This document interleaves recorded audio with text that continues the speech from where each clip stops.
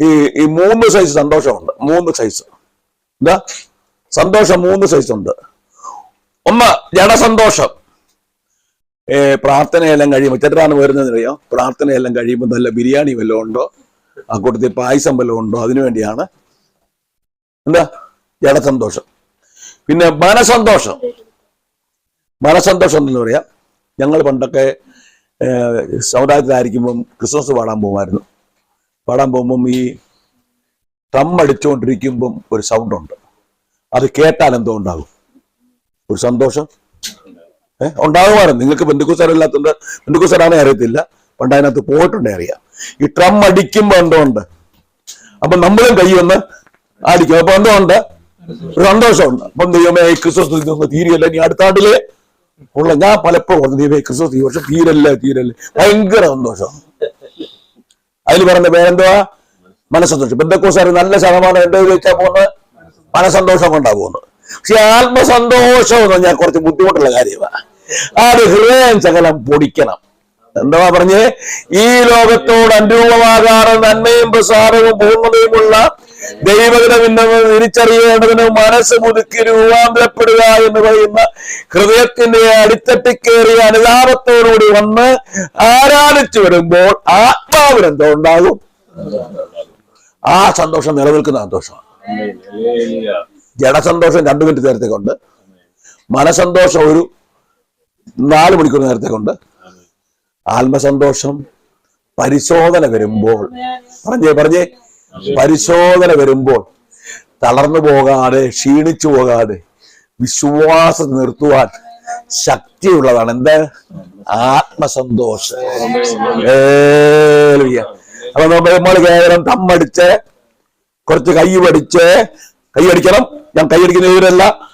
കൈയടിക്കണം, ആരാധിക്കണം, സ്തോത്രം പറയണം, എല്ലാം ചെയ്യണം. പക്ഷെ അത് മനസന്തോഷത്തിൽ കൊണ്ട് നിർത്തരുത്. അതുകൊണ്ട് എവിടെ കൊണ്ടുവരാൻ പറഞ്ഞേ? ആത്മസന്തോഷത്തിലെത്തണം. ആത്മസന്തോഷം. വീണ്ടും ഞാൻ പറയാം, ആത്മസന്തോഷത്തിലെത്തണമെങ്കിൽ അത് യാഗമെടുത്ത് തന്നെ വരണം. ക്രൂശിന്റെ കൊണ്ട് തന്നെ വരണം. താഴെ രണ്ടായി ചേട്ടനാണെങ്കിൽ പറയാം, ഇന്നലെ എത്രയോ പേര് മരിച്ചുപോയി, ഇന്ന് നമ്മൾ സുഖമായിട്ട് വന്നു. അപ്പൊ ഞാനിരുന്നോണ്ട് ചിന്തിക്കും, കർത്താവേ, ഇന്നലെ എത്രയോ ഭക്തന്മാര് ദൈവസന്നിധി ചേർക്കപ്പെട്ടു. അവർ തെറ്റാണോ കാണിച്ച്? അല്ലേ? തെറ്റാണോ? അവർ ജയജീവിതം, അവർ ജയിച്ചവരായി ക്രിസ്തുവിന്റെ അടുക്കലേക്ക് പോയി. അവരെ അപമാനിക്കുകയല്ലേ പറഞ്ഞു. എനിക്കത് തോന്നിയിട്ടുണ്ട്. പക്ഷെ നമ്മളാ ദൈവത്തിനോട്, കർത്താവേ, 2000 വർഷങ്ങൾക്ക് പുറകിൽ കർത്തൃമേശ ഉണ്ടേലും ഇല്ലേലും നമുക്ക് വേണ്ടി പരമയാഗമായ യേശു കർത്താവ് നിമിത്തം ദൈവത്തോടടുക്കുവാൻ നമുക്ക് ഇത്ര വലിയ ഭാഗ്യം തന്നല്ലോ എന്ന് നമ്മളൊന്ന് ഓർക്കുക, ധ്യാനിക്കുക എന്ന് പറഞ്ഞ് ഒരാഹ്വാനം ചെയ്താൽ അവർക്ക് കാര്യമുണ്ട്. എല്ലാം മനസ്സിലായി പറഞ്ഞത്. ദൈവമക്കളുടെ സന്തോഷം എന്ന് പറയുന്നത് എന്താ പറഞ്ഞത്? ഹല്ലേലൂയ. നമുക്ക് വേണ്ടി മധ്യസ്ഥ അണയ്ക്കുന്ന ഒരു മഹാപുരോഹിതൻ. വിശുദ്ധ സ്ഥലത്തെ 2 ഉപകരണങ്ങളെ കുറിച്ച് പറയുന്ന ഭാഗം വീണ്ടും നമുക്ക് നോക്കാം. എബ്രായ ലേഖനം 9-ാം അധ്യായത്തിലെ 2-ാമത്തെ വാക്യം ഒന്നുകൂടെ വായിച്ചേ. ഒരു കൂടാരം ചവച്ചു അതിന്റെ ആദ്യ ഭാഗത്ത് നിലവിളക്കും മേശയും കാഴ്ചയപ്പവും ഉണ്ടായി. ഈ എബ്രായ ലേഖന കർത്താവ് പ്രാകാരത്തെ വിട്ടുകളഞ്ഞിരിക്കുക കേട്ടോ. വിട്ടുകളഞ്ഞ എന്തുകൊണ്ട് അറിയോ? പുതിയ നിയമസഭ ആയതുകൊണ്ട്. പുതിയ നിയമസഭ വിശുദ്ധ സ്ഥലം തൊട്ടേ ഉള്ളൂ. പക്ഷെ ഇപ്പുറത്ത് ഇതുണ്ട്, ഓൾറെഡി ഉണ്ട്. അത് നമുക്കറിയാം. ക്രൂശിക്കൽ കർത്താവ് ഉണ്ട്, എല്ലാം അറിയാം. പക്ഷെ ഈ 2 കാര്യം ഓർക്കുക. ഒന്ന് മേശ. മേശമേൽ എന്തോ ഉണ്ട്? കാഴ്ചയപ്പം. എത്ര എണ്ണമാ? 12 എണ്ണം.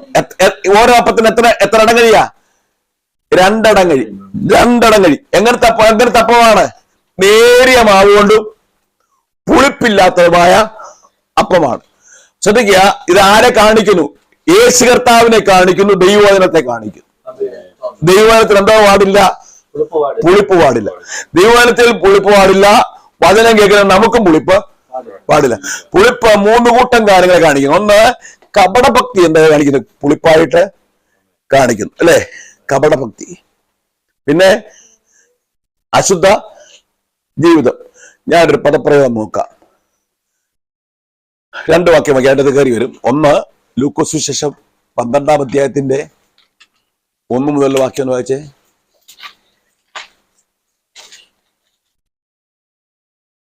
അതിനിടെ പുരുഷാരം തമ്മിൽ ചവിട്ടുവാൻ തക്കവണ്ണം 1000 തിങ്ങിക്കൂടിയപ്പോൾ അവൻ ആദ്യം ശിഷ്യന്മാരോട് പറഞ്ഞു തുടങ്ങിയത്, പരീശന്മാരുടെ പുളിച്ച മാവായ കപടഭക്തി സൂക്ഷിച്ചു കൊള്ളു.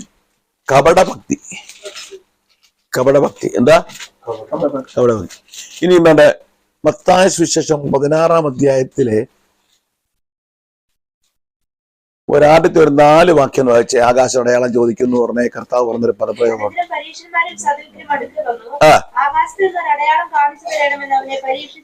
അടുത്തേ അവരോട് അവൻ ഉത്തരം പറഞ്ഞത്, സന്ധ്യാസമയത്ത് ആകാശം ചുവന്ന് കണ്ടാൽ നല്ല തെളിവാകുമെന്നും രാവിലെ ആകാശം മൂടി ചുവന്ന് കണ്ടാൽ ഇന്ന് മഴക്കോൾ ഉണ്ടാകുമെന്ന് നിങ്ങൾ പറയുന്നു. ആകാശത്തിന്റെ ഭാവം വിവേചിപ്പാൻ നിങ്ങൾ അറിയുന്നു, എന്നാൽ കാലലക്ഷണങ്ങൾ വിവേചിപ്പാൻ കഴിയുകയില്ലയോ? ദോഷവും വിചാരമുള്ള തലമുറ അടയാളം തിരയുന്നു. യോനയുടെ അടയാളമല്ലാതെ പരീശന്മാരുടെയും സദൂക്യരുടെയും പുളിച്ച മാവ് സൂക്ഷിച്ചു കൊള്ളു. അപ്പം കൊണ്ടുപോരായിരിക്കുമെന്ന് അവർ തമ്മിൽ പറഞ്ഞു. അത് അതിന്റെ യേശു പറഞ്ഞത്, അല്പവിശ്വാസികളെ, അപ്പം കൊണ്ടുവരാൻ തമ്മിൽ പറയുന്നത് എന്ത്? ഇപ്പോഴും നിങ്ങൾ തിരിച്ചറിയുന്നില്ലയോ? 5000 പേർക്ക് 5 കൊട്ട കൊടുത്തിട്ട് എത്ര കൊട്ട എടുത്തുവെന്നും 4000 പേർക്ക് പരീശന്മാരുടെ സദൂക്യരുടെയും പുളിച്ച മാവ് സൂക്ഷിച്ചു കൊള്ളണം എന്ന് പറഞ്ഞത് അപ്പത്തെ കുറിച്ചല്ല എന്ന് തിരിച്ചറിയാത്തതുണ്ട്. അങ്ങനെ അപ്പത്തിന്റെ പുളിച്ചമാവല്ല, പരീശന്മാരുടെ സദൂക്യരുടെയും ഉപദേശമാണ്. എന്താ ഒന്നാമത് നമ്മളെ വായിച്ചത് എന്തുവാ? കപടഭക്തി. രണ്ടെന്താ വായിച്ചത് എന്തുവാ? ഉപദേശം. ഉപദേശത്തിന് പുളിപ്പ് എങ്ങനെ വരുന്നത്? ഉപദേശം എങ്ങനെ പുളിപ്പ് വരുന്നത്? നമ്മളെ ദൈവനെ സംസാരിക്കുമ്പം ദുരുപദേശമുണ്ട്, വിപരീത ഉപദേശമുണ്ട്. എന്താ? ദുരുപദേശമുണ്ട്, ഞാൻ പറഞ്ഞാണ് നിങ്ങളോട് പറഞ്ഞല്ലേ. അപ്പൊ ദുരുപദേശം എന്ന് പറയുന്നതും വിപരീത ഉപദേശം രണ്ടാണ്. വിപരീത ഉപദേശം കണ്ടാൽ നമുക്ക് മനസ്സിലാകത്തില്ല. കാരണം ഈ വചനം എടുത്ത് തന്നെ സ്വർഗത്തിലുള്ളത് പറയുമ്പോൾ തന്നെ ഈ വചനം എടുത്ത് തന്നെ ഭൂമിയിലുള്ളത് പറഞ്ഞിട്ട് നമ്മളെ ഭൂമിയിലോട്ട് നടത്തും. എനിക്ക് വലിയ സങ്കടകരമായ ഒരു കാര്യം. ഞാൻ നിങ്ങളുടെ ദർശനം കണ്ട പറഞ്ഞായിരുന്നോ? 2004 കണ്ട ദർശനം പറഞ്ഞു. ഓർമ്മയുണ്ടോ? ഇല്ല, എല്ലാവർക്കും ഇല്ല. ഞാൻ പെന്തക്കോസ്തുകാരുടെ നല്ല ശതമാനവും പ്രസംഗവും എല്ലാം താഴോട്ട് നോക്കുന്ന എന്ന് പറഞ്ഞാൽ, ഞാൻ ഇങ്ങനെ കാണുക. ഞാൻ വെളുപ്പിനെ ഒരു 3 മണിയായ ദൈവം എന്നെ വിളിച്ചുണർത്തി പ്രാർത്ഥിക്കാൻ പറഞ്ഞു. ഞാൻ കുറെ നേരം ഇന്ന് പ്രാർത്ഥിച്ചു. എന്താണെന്ന് പ്രാർത്ഥിക്കുന്നത് നമുക്കൊന്നും അറിയത്തില്ല. ദൈവത്തിന്റെ ഹിതം എന്താണെന്ന് അറിയാൻ വേണ്ടി ഞാൻ ഇങ്ങനെ പ്രാർത്ഥിച്ചു. ഒരു 5:30 ആയതുകൊണ്ട് എനിക്കൊരു വിവശത വന്നു. ഞാനൊരു കാഴ്ച കാണുന്നത് ഞാൻ എഴുമിട്ട് വന്നപ്പോഴാ. ഞാനൊരു കാഴ്ച എന്തറിയാമോ? വെള്ളവസ്ത്രധാരികൾ ഇങ്ങനെ വെളിച്ചത്തിൽ ഇങ്ങനെ തിക്കി നടക്കുന്നു. എനിക്ക് വലിയ സന്തോഷം തോന്നി. ഇവരെല്ലാം ഭയങ്കര സന്തോഷമുള്ളവരാ. നമ്മുടെ ഈ ദുരുപദേശത്തെ കുറിച്ച് പറഞ്ഞുകൊണ്ടാ, കപടഭക്തിയായ ഉപദേശത്തെ. അപ്പൊ ഇവരിങ്ങനെ വലിയ സന്തോഷത്തിക്കുക. എന്നോട് മകനെ എന്ത് കാണും? ഞാൻ പറഞ്ഞ കർത്താവ് വലിയ വെളിച്ചത്തിൽ വെള്ളവസ്ത്രധാരികൾ ഇങ്ങനെ തിക്കി സന്തോഷത്തിൽ നടക്കുന്നു. ഇന്ന് സൂക്ഷിച്ചു നോക്കാൻ പറഞ്ഞു. ഞാൻ പറഞ്ഞു, എന്താ കർത്താവ് സൂക്ഷിക്കേണ്ടത്? അവരുടെ നോട്ടം എങ്ങോട്ടാന്ന്? എല്ലാരും ബന്ധുക്കൂസുകാരാ. നോട്ടം ഭൂരിപക്ഷത്തിൽ നോട്ടം താഴോട്ട്, ന്യൂനപക്ഷത്തിൽ നോട്ടം മേപ്പോട്ട്. എന്നോട് കർത്താവ് പറഞ്ഞതിൽ മുകളിലേക്ക് നോക്കുന്നവർ എനിക്കുള്ളവരാണ്. ഇന്നലെ മെൽവിന്റെ കാര്യം പറഞ്ഞാൽ എനിക്ക് ഭയങ്കരമായിട്ട് സങ്കടം തോന്നിപ്പോയി. തോന്നുന്നത് യെരുശലേമിലുള്ള യഹൂദന്മാരിൽ 80% ദൈവവിശ്വാസം ഇല്ലാത്ത. എനിക്കങ്ങ് വിശ്വാസവും വരുന്നില്ല. അങ്ങോട്ട് പറഞ്ഞിട്ടും വിശ്വാസം വരുന്നില്ല. 20% കാണും ദൈവത്തെ അറിയുന്നവർ. ന്യായപ്രമാണം അനുസരിക്കുന്ന 20, ബാക്കി മുഴുവനും. അപ്പം പെന്തക്കോസ്തുകാരാണെങ്കിൽ നമ്മുടെ വിശ്വാസികളോ എത്ര ശതമാനമുണ്ട്? ശരിയായിട്ട് വചനം അറിഞ്ഞ്, ശരിയായിട്ട് ദൈവത്തെ ആരാധിച്ച്, ശരിയായിട്ട് ക്രൂശിന്റെ ചോട്ട് ചെന്ന്, ശരിയായിട്ട് ദൈവപ്രസാദമായ ഭക്തി ലഭിച്ച്, ശരിയായ വിടുതൽ പ്രാപിച്ച് അനുഗ്രഹിക്കപ്പെടുന്ന എത്ര ശതമാനമുണ്ട്? അങ്ങനെ അനുഗ്രഹിക്കപ്പെടുന്നെങ്കിൽ നമ്മുടെ നോട്ടം എങ്ങോട്ടാ പറഞ്ഞേ? മുകളിലേക്കാണ്. സ്തോത്രം. അപ്പൊ നിങ്ങൾ ആ 7:25 കുറച്ച് വന്നു. നിലവിളക്ക് ഇപ്പം വന്നുകൊണ്ടിരിക്കുക. അല്ല കാഴ്ചയപ്പത്തിന്റെ മേശ. കാഴ്ചയപ്പത്തിന്റെ മേശയിലെ ഈ അപ്പം ഒന്നിനല്ല എന്തില്ല, അപ്പത്തിന് പുളിപ്പില്ല. എനിക്ക് വന്നത് അടുത്ത വാക്യം ലൂക്കോസ് 8-ലാണോ? സോറി, ഞാൻ ആ വാക്യം മറന്നുപോയി. ഏതോ ഒരു 8-ാം അധ്യായത്തിലാ എവിടെ പറയുന്നത് ഹേരോദാവിന്റെ പുളിച്ച മാവ്. ഏതോ ഞാൻ മറന്നു ഏതാ വാക്യം, സോറി. അവിടെ ഹേരോദാവിന്റെ ഈ 2 കാര്യം എനിക്ക് ഓർമ്മയുണ്ട്. കാരണം എന്ന് വെച്ചാൽ ഈ 2 കാര്യം കപടഭക്തി ചെയ്ത് പെന്തിക്കോസ്താർക്ക് ഉണ്ടാകുന്ന സാധ്യതയുള്ളതാണ്. ഏതാ? മറ്റേ പെന്തിക്കോസ്താർക്ക് ഉണ്ടാകും അശുദ്ധ ജീവിതം, മനഃപൂർവ്വം വചനം കേട്ടിട്ടും ജീവിത വിശുദ്ധി ഇല്ലാത്തവർ പെന്തിക്കോസ്താർക്ക് ഉണ്ടെങ്കിലും അതിനെക്കാട്ടിലും വലിയ മാരകമായ പ്രശ്നം ഈ 2 എണ്ണമാണ്. എന്തുവാ? കപടഭക്തിയും ഉപദേശത്തിന്റെ അശുദ്ധി സ്വന്തം. എന്നാൽ ജീവിത വിശുദ്ധിയെ കുറിച്ച് പറയുന്ന ഒരു ഭാഗമുണ്ട്. നിങ്ങൾ കണ്ടെങ്കിൽ ഹേരോദാവ് എന്നാണെങ്കിൽ അടിച്ചു നോക്കിയാൽ അറിയാം. ഞാൻ ഫോണിൽ അടിച്ചാൽ മനസ്സിലായി. ഞാനിപ്പോ നോക്കിയിട്ട് ഇതൊന്നും ചിന്തിച്ചുകൊണ്ട് വന്നതല്ല, അതുകൊണ്ട് ഞാൻ അല്ലെങ്കിൽ പൊക്കെടുത്ത് വന്നതായിരുന്നു. വായിച്ചു. അവൻ അവരോട് നോക്കുവിൻ, പരീശന്മാരുടെ പുളിച്ചമാവും ഹേരോദാവിന്റെ പുളിച്ചമാവും സൂക്ഷിച്ചുകൊള്ളുവിൻ. ആമേൻ. 8-ാം അധ്യായം എന്നറിയാം. മർക്കോസ് 8 അല്ലേ? 3 സുവിശേഷത്തിലെ ഏതെങ്കിലും ഒരു സുവിശേഷം അറിയാം. പക്ഷെ അത് എവിടെയാണെന്ന് എനിക്ക് ഓർമ്മ. മർക്കോസ് 8:15 വലിയ കാര്യം. കർത്താവെ ഞാൻ ഓർക്കും. ആമേൻ. മർക്കോസ് 8:15 എന്തുവാ? പരീശന്മാരുടെ പുളിച്ചമാവും ഹേരോദാവിന്റെ പുളിച്ചമാവും സൂക്ഷിച്ചുകൊള്ളുവീൻ. ഇത് രണ്ടും 2 സൈസാ. പരീശന്മാരുടെ പുളിച്ചമാവിന് രണ്ട് ഘടകമുണ്ട്. പറഞ്ഞേ, 1 കപടഭക്തി, 2 അശുദ്ധ ഉപദേശം. എന്ന് പറഞ്ഞാൽ പറഞ്ഞേ വിപരീത ഉപദേശമോ അല്ലേ ദുരുപദേശമോ? വിപരീത ഉപദേശമോ ദുരുപദേശമോ? വിപരീത ഉപദേശം വചനം ഇങ്ങനെ തന്നെ പറഞ്ഞു വെച്ച് ലോകത്തിലുള്ള എടുത്ത് കാണിക്കും. ദുരുപദേശം എന്ന് പറഞ്ഞാൽ വചനത്തെ ദുർവ്യാഖ്യാനം ചെയ്ത് അതിനെ ആ വചനത്തെ വേറൊരു നിലയിൽ ആക്കുക. അതായത് ഉദാഹരണം പറയാം. ഇപ്പം യഹോവ സാക്ഷികള് അവര് പിടിച്ചണമാ ശരിയെന്ന് തെളിയിക്കാൻ അവരതിനെന്തു ചെയ്യും? അവരുടെ സഭയ്ക്ക് അനുസരിച്ചായിട്ട് എന്തു ചെയ്യും? വചനത്തെ കൊണ്ടുപോകും. അതിന് പറയുന്നവർ ദുരുപദേശം എന്ന TPM-കാര് അവരുടെ സഭയ്ക്ക് അനുസരിച്ച് എന്തു ചെയ്യും? വചനം കൊണ്ടുപോകും. നമ്മൾ സ്വതന്ത്രമായിട്ട് സംസാരിക്കാൻ നമ്മളേ ഉള്ളൂ, എനിക്ക് മനസ്സിലാകും. ബ്രദറുകാരും എന്തോ ചെയ്യും? അവരുടെ സഭയ്ക്ക് അനുസരിച്ചാണ് കൊണ്ടുപോകുന്നത്. ഞാൻ അവരോട് സംസാരിച്ചിട്ടുണ്ട്. സ്വത്രം എന്തുവാ? അവരുടെ സഭയ്ക്ക് അനുസരിച്ച്. മർത്തോമക്കാരും അവരുടെ സഭയ്ക്ക് അനുസരിച്ച്.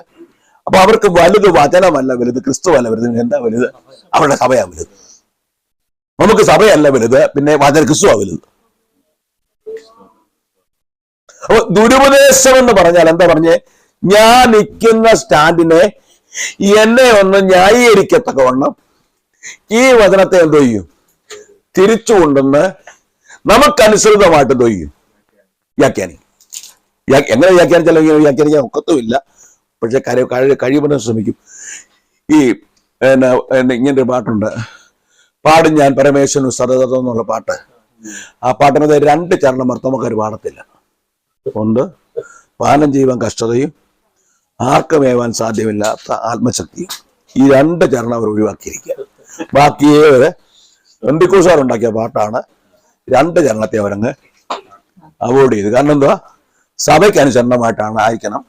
അപ്പോ പോകാൻ വചനം എങ്ങനെ ആയിരിക്കണം പറഞ്ഞ്. അപ്പം ദുരുപദേശം എന്ന് പറഞ്ഞാൽ എന്തുവാ?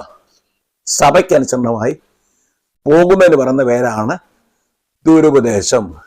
വിപരീത ഉപദേശം എന്ന് പറഞ്ഞാൽ ക്രിസ്തുവിനെയാണ് നമ്മൾ പ്രസംഗിക്കേണ്ടത്. പിന്നെ എന്തിനാ നമ്മൾ പ്രസംഗിക്കും പറഞ്ഞേ? നമ്മൾ ലോകത്തെ പ്രസംഗിക്കും.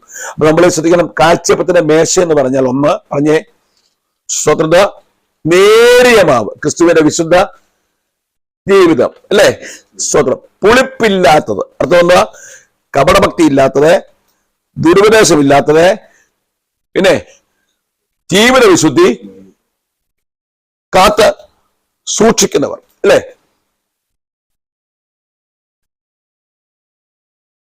കോശപ്രാന്തത്തിലെ എടുക്കണോ? ഇപ്പൊ ഒരുപാട് ചേരുമോ? ജീവിത വിശുദ്ധിയെ കുറിച്ച് പറയുമ്പോൾ വേണ്ട. സ്വതം ഞാൻ 6:8 ഓർത്ത് അവിടെ വേണമെങ്കിൽ വായിച്ചു. 6:7 വായിച്ചു, 6:8 വായിച്ചു, 6:7 മുമ്പേ വായിച്ചു. ഇനി 6:8 വേണേ വായിച്ചു. കോശപ്രാന്തത്തിൽ 6:7 വായിച്ചു. ആദാം എന്ന പോലെ അവർ കിഴക്കൻ അകൃത്യം പ്രവർത്തിക്കുന്നവരുടെ പട്ടണം അത് രക്തം കൊണ്ട് മലിനമായിരിക്കുന്നു. പതിയിരിക്കുന്ന കവർച്ചക്കാരെ പോലെ ഒരു കൂട്ടം പുരോഹിതന്മാർ ശേഖേമിലേക്കുള്ള വഴിയിൽ കൊല ചെയ്യുന്നു. അതേ അവർ ദുഷ്കർമ്മം ചെയ്യുന്നു. ഇസ്രായേൽ ഗൃഹത്തിൽ ഞാനൊരു ഭയങ്കര കാര്യം കണ്ടിരിക്കുന്നു. അവിടെ എപ്പോഴും പരസംഗം ചെയ്തു ഇസ്രായേൽ മലിനമായിരിക്കുന്നു. പ്രധാന സത്യത്തെ വായിച്ച് നമ്മൾ പഠിക്കേണ്ട ഒരു വിഷയമാണ്. 9-ാം അധ്യായം വരുമ്പോൾ ബന്ധുക്കൂസാരുടെ വിശുദ്ധീകരണത്തെ കുറിച്ച് ഹോശേയ 9-ാം അധ്യായം 1 തൊട്ട് എനിക്ക് 15 വരെയുള്ള വാക്യത്തെ എടുത്ത് വ്യാഖ്യാനിച്ചാൽ നമ്മുടെ വിശുദ്ധ ജീവിതത്തെ കുറിച്ചുള്ള സബ്ജക്റ്റിലേക്ക് വരും. ഹോശേയ 9-ാം അധ്യായം വേണ്ട വായിക്കണ്ട. ഹോശേയ 6-ാം അധ്യായത്തിലാണ് യഹൂദന് കൊടുത്ത വാഗ്ദത്തം മശീഹയുടെ വരവിനെ കുറിച്ച്. 6-ാം അധ്യായത്തിൽ എന്നിട്ട് 6-3 തൊട്ട് ഹോശേയ പറഞ്ഞത് യഹൂദയോടുള്ള ദൈവത്തിന്റെ സ്നേഹം മഞ്ഞുപോലാണ് എന്ന് പറഞ്ഞാൽ ഒരു ചെറിയ പരിശോധന വരുമ്പോൾ ദൈവമായിട്ടുള്ള ദൈവത്തെ പിറുപിറുപ്പ് വിട്ടുപോകും. എത്രാമത്തെ വാക്യം നോക്കിയത്? ഹോശേയ 6:8. ഞാൻ പറഞ്ഞത് അശുദ്ധ ജീവിതം.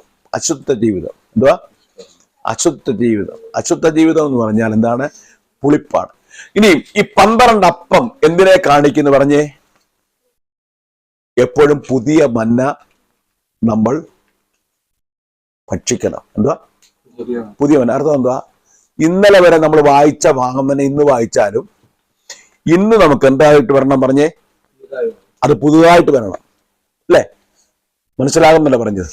ഞാൻ നിങ്ങൾ ശ്രദ്ധിക്കാം.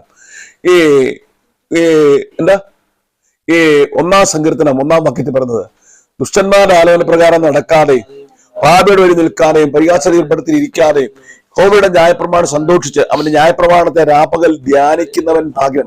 അവൻ ആട്ടിരകത്ത് നട്ടിരിക്കുന്നതും തക്കകാലത്ത് ഫലം കായ്ക്കുന്നതും ഇലവാടാത്ത വൃക്ഷം പോലിരിക്കും എന്ന് പറഞ്ഞാൽ അവൻ എപ്പോഴും പുതിയതാ. നമ്മളെപ്പോഴും പുതിയതാ. നമ്മളെങ്ങനാ പുതിയതാകുന്ന എങ്ങനാ? നമ്മളിപ്പോ ഈ തിരുവചനത്തിൽ പറഞ്ഞവര് ലോഗോസ് എന്ന നമ്മളിലേക്ക് വരേണ്ടത് റേമയാ വരേണ്ടത്. ഉദാഹരണം പറയാം. നമ്മൾ രാവിലെ കഴിച്ചപ്പം വല്ല പുട്ടും കടലയുമായിരിക്കും കഴിച്ചത്. അതെന്താ? സ്റ്റാർച്ച അല്ലേ? പക്ഷെ ശരീരത്തിന് എന്തായിട്ട് സ്റ്റാർച്ച് ശരീരത്തിന് പ്രയോജനമില്ല. പിന്നെ എന്താ പ്രയോജനം ഉള്ളത്? ഗ്ലൂക്കോസാ പ്രയോജനമുള്ളത്. ഈ സ്റ്റാർച്ചിനെ ശരീരം എന്തോ ആക്കും? ഗ്ലൂക്കോസ് ആക്കും. ആക്കിയാലേ ശരീരത്തിന് ഉപകാരം. അതുപോലെ ഇത് റേമയാ. ഞാൻ ഇന്നത് വായിച്ചു വായിക്കുന്ന ഇന്നലെ വായിച്ചതിനെക്കാട്ടിലും ഇന്ന് വായിക്കുമ്പം എനിക്കതിനെ റേമയായിട്ട് പുതുതായിട്ട് കിട്ടിയെങ്കിലേ എന്റെ ആത്മാവിനെ പറഞ്ഞേ ഉപകാരം ആകത്തുള്ളൂ. ഞാൻ കഴിഞ്ഞ പറഞ്ഞെന്ന് എനിക്ക് തോന്നുന്നത് ഈ പ്രമാണം കല്ലിൽ കൊടുത്തു അല്ലേ? 10 കൽപ്പന കൊടുത്തിട്ട് കർത്താവ് പറഞ്ഞു, നിങ്ങൾ ഈ 10 കൽപ്പനകളെ അല്ല നിങ്ങൾ നോക്കേണ്ടത്. പിന്നെ ഏതാ നോക്കേണ്ടത്? ആവർത്തന പുസ്തകം 8:3. അല്ല, ആവർത്തനം 8:3 ഒന്ന് കേട്ടെ.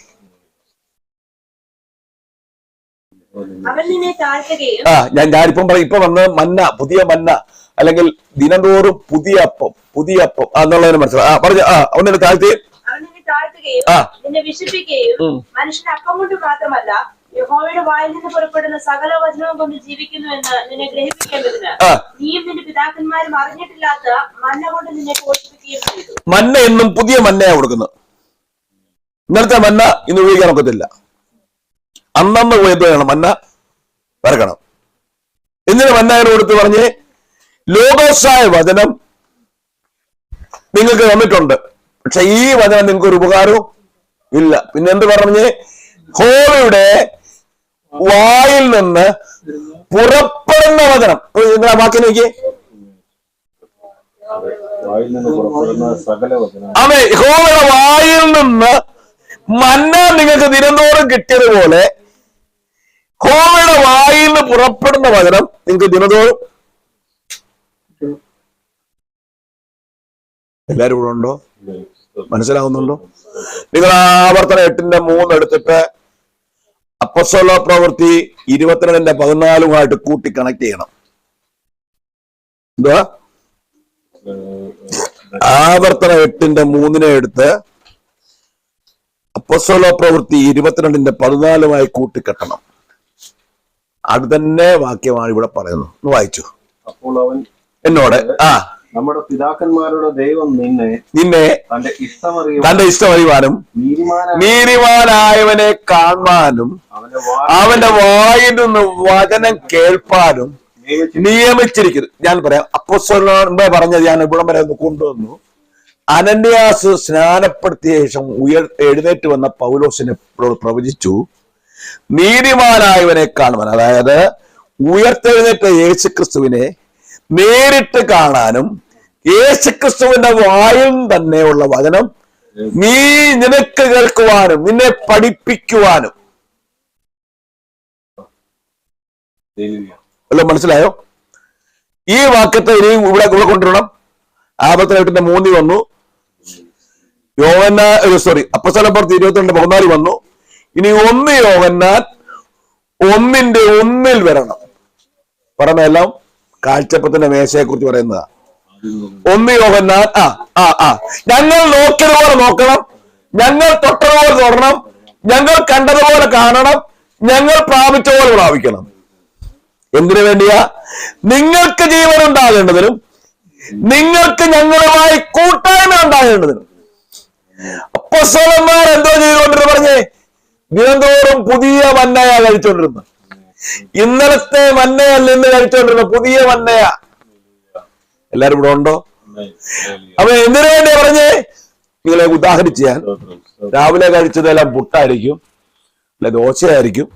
ഇന്നലെ കഴിച്ച ദോശ തന്നെയാണ് ഇന്ന് കഴിച്ചതെങ്കിലും ഇന്നത്തെ അത് പുതിയൊരു ഗ്ലൂക്കോസ് അല്ലാതെ നമുക്ക് ശരീരത്തിൽ ജീവിക്കാൻ കഴിയാത്തതുപോലെ എന്താ പറഞ്ഞേ? പുതിയ മന്ന നമുക്ക് ദിനംതോറും നമ്മുടെ ആത്മാവിന് വേണം. ഇപ്പൊ മന്ന ദിവസം തോറും കൊടുത്തത് എന്തിനു വേണ്ടിയാണ്? ഈ മന്ന കഴിച്ച് നിങ്ങൾക്ക് പോകാൻ വേണ്ടിയല്ല. ദിനംതോറും എന്ത് ചെയ്യണം? ദൈവത്തിന്റെ വായിൽ നിന്ന് പുറപ്പെടുന്ന വചനം കൊണ്ടാണ് നിങ്ങൾക്ക് സാക്ഷാൽ ജീവൻ ഉള്ളത്. നമുക്കറിയാം, യോഹന്നാൻ 5:6 പറയുന്നു, നിങ്ങൾ അടയാളം കണ്ടതുകൊണ്ടല്ല അപ്പം തിന്ന് തൃപ്തരായതുകൊണ്ട്. തീർന്നില്ല. സ്തോത്രം. അവിടെ പറയുന്നൊരു പദപ്രയോഗമുണ്ട്. സ്തോത്രം. നശിച്ചു പോകുന്ന ആഹാരത്തിനായിട്ടല്ല, നിത്യജീവനായി നിലനിൽക്കുന്ന ആഹാരത്തിന് പ്രവർത്തിപ്പിൻ. അത് മനുഷ്യപുത്രൻ നിങ്ങൾക്ക് തരും. അവനെ പിതാവ് അതിനായി മുദ്രയിട്ടിരിക്കുന്നു. 22:14 എടുക്കുമ്പോ ഇതുകൂടെ ഒന്ന് എടുത്ത് നോക്കണം. 4 വാക്യം വന്ന ഒരുപോലെ അല്ലേ? 1 8:3, 22:14, 1 യോഹന്നാൻ 1:1 മുതലുള്ള പല വാക്യങ്ങൾ ഇവിടെ വന്നു. യോഹന്നാൻ അവിടെ കർത്താവ് അവർക്ക് 5 അപ്പം കൊണ്ട് 5000 പേരെ പോഷിപ്പിച്ചത് അപ്പം തിന്നേച്ച് പോകാൻ വേണ്ടിയല്ല. പിന്നെ ലേലുയ്യ, ദിനംതോറും എന്തോ ചെയ്യണം? മനുഷ്യത്തിന്റെ വായിൽ നിന്നുള്ള പുതിയ മന്ന, പുതിയത് തന്നെ നമ്മൾ പ്രാപിക്കണം. 1 മണിയായി, എത്ര മണി? 2 മണിയാകാന്നുള്ളത്. മനസ്സിലാകുന്നുണ്ടല്ലോ. പുതിയ മന്ന നമ്മൾ പ്രാപിക്കണം. ഇന്നലത്തെ പ്രാപിച്ചാ പറ. ഇന്നലത്തെ പ്രാപിച്ചാൽ പറഞ്ഞ പുളിച്ച മാവെന്ന.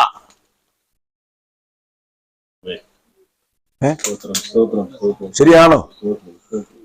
ഇന്ന് നമ്മൾ എന്താ പറഞ്ഞേ? ഇന്നുള്ളത് പ്രാപിക്കണം.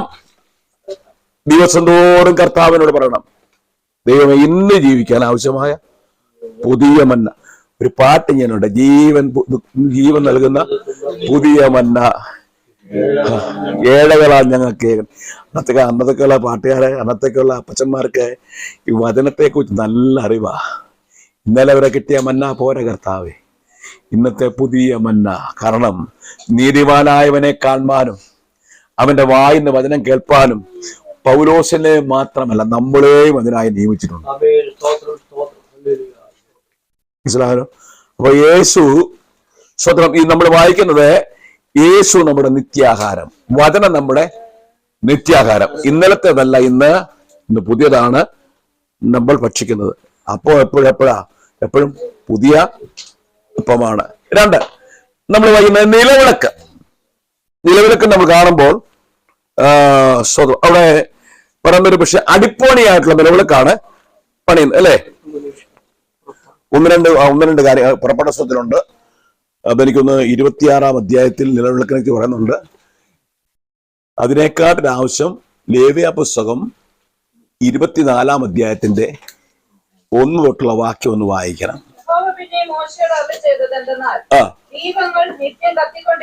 ആമേൻ. എപ്പോഴും നിലവിളക്ക് കത്തണം. ആരാധന എപ്പോഴും വെളിപ്പെട്ടുകൊണ്ടിരിക്കണം. ദൈവങ്ങളെ, നമ്മൾ കർത്താവിന്റെ വരവിനായിട്ട് ഒരുങ്ങുന്ന നമ്മൾ നമ്മുടെ വിളക്കിൽ എണ്ണ എടുത്താൽ പോരാ, പാത്രത്തിലും എണ്ണ എടുക്കണം. വായിച്ചോ, നീ കത്താണ്ടതിനെ വായിച്ചോ.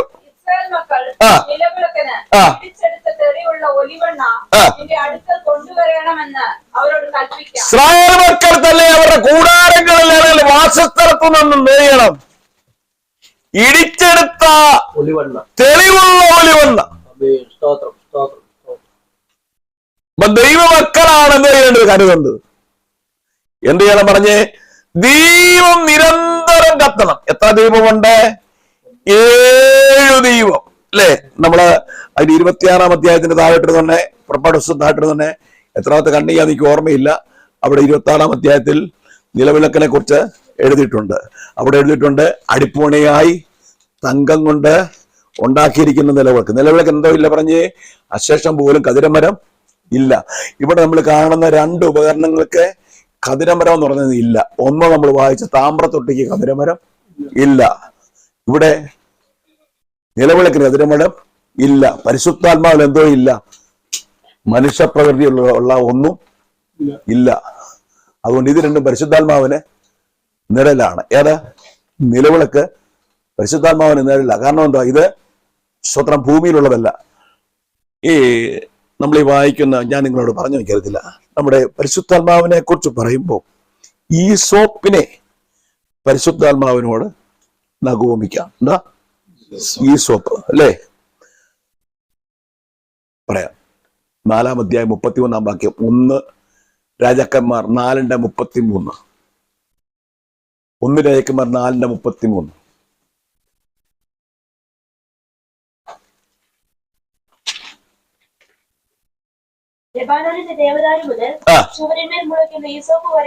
ഈസോപ്പോടെ വളർന്ന് ഭൂമിയിലല്ല. ഈ സോപ്പ് ഭൂമി വളർന്നതല്ല, മണ്ണ് വളർന്നതല്ല. ഈ സോപ്പ് ഇച്ചിരി ഉന്നതമായ സ്ഥാനത്ത് നിൽക്കുന്ന, എന്ന് പറഞ്ഞാൽ പിതാവിനോട് എതിരെ പറഞ്ഞാലും പുത്രനെതിരെ പറഞ്ഞാലും ക്ഷമിക്കും.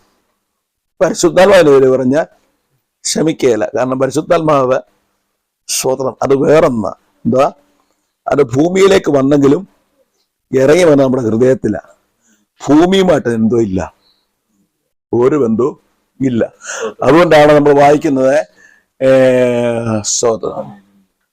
ലേവ്യ പുസ്തകം 14-ാം അധ്യായത്തിൽ കുഷ്ഠശുദ്ധീകരണത്തിന് 3-4 കൂട്ട സാധനങ്ങളുണ്ട്. എന്തൊക്കെയുള്ളത്? ദേവദാരു, ചുമപ്പ് നൂൽ, ഈസോപ്പ്, ജീവനുള്ള 2 പക്ഷികൾ. നീ ദൈവം അനുവദിച്ചാൽ നീ അതിനെ ഒരു ദിവസം എടുക്കാതെ. എന്താ നമ്മളിപ്പം പറഞ്ഞത്? നിലവിളക്കിനെ നിങ്ങൾക്ക് മനസ്സിലാക്കി തരാൻ വേണ്ടി, നിലവിളക്ക് പരിശുദ്ധാത്മാവാണെന്ന് കാണുമ്പോൾ പരിശുദ്ധാത്മാവിനെ ഉപമിച്ചിരിക്കുന്ന വിവിധ വിഷയങ്ങളുണ്ട്. അതിലൊന്നാണ് ഈസോപ്പ്. കാരണം എന്താ? ഈസോപ്പാണ് അവിടെ പറഞ്ഞ കുഷ്ഠശുദ്ധീകരണത്തിന്റെ, അതിന്റെ പാപപരിഹാരം വന്നു എന്ന് മാർക്കിടുന്ന ആരാ? പരിശുദ്ധാത്മാവ. അതുകൊണ്ട് അവിടെ എന്തോ ഉണ്ട്? ഈസോപ്പുണ്ട്. ചുമപ്പ് നൂല് രക്ഷയെ കാണിക്കുന്നതാണ്. ഈസോപ്പ് പരിശുദ്ധാത്മാവിനെ കാണിക്കുന്നത്. ദേവദാരുവിന്റെ പ്രത്യേകത എന്താ? ദേവദാരു നേരെ പോകുന്ന മരമാണ്. എന്താ? നേരെ പോയാൽ ദേവദാരുന് എന്തോ ആരില്ല. നമ്മുടെ തെങ്ങിന് എന്തോ ഉണ്ട്? ആരുണ്ട്. കമുകിന് ആരുണ്ട്. പനയ്ക്ക് ആരുണ്ട്. ഇതെല്ലാം നേരെ പോകുന്നതാണെങ്കിൽ അത് കാറ്റത്ത് ഒടിയാതിരിക്കാൻ എല്ലാത്തിനും ആരുണ്ട്. പക്ഷെ നേരെ പോകുന്ന ഒരു വൃക്ഷത്തിന് മാത്രം ആരില്ല. ആ വൃക്ഷത്തിന്റെ പേരാണ് ദേവദാരു. അല്ല, മനസ്സിലായോ? പ്രതികൂലങ്ങൾ ഉണ്ടാകുമ്പം എല്ലാത്തിനും എന്തോ ഉണ്ടാകാൻ സാധ്യതയുണ്ട്.